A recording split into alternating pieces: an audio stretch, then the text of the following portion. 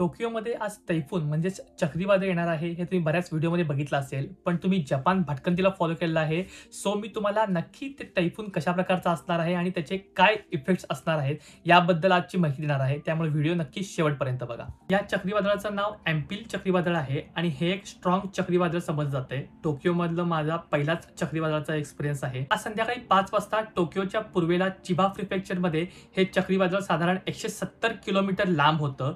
So टोकियोच्या अगदी जवळ हे चक्रीवादळ असणार आहे आणि याच्या इफेक्टमुळे तुम्हाला शुक्रवारी रात्री आणि शनिवारी सकाळी मुसळधार पावसाची शक्यता दिसणार आहे आणि त्यामुळे बऱ्याच कंपन्यांनी त्यांच्या एम्प्लॉईजसाठी आज शुक्रवारी आणि उद्या शनिवारी हे वर्क फ्रॉम होम ठेवलेलं आहे आणि या काळामध्ये तुमच्या फ्लाईट्स किंवा ट्रेन सुद्धा कॅन्सल होऊ शकतात. त्यामुळे जर तुम्हाला बाहेर पडायची गरज नसेल तर शक्यतो बाहेर पडू नका. जपानमधल्या कांतो भागामध्ये जवळपास 2000 घरांमधली इलेक्ट्रिसिटी जाऊ शकते असा अंदाज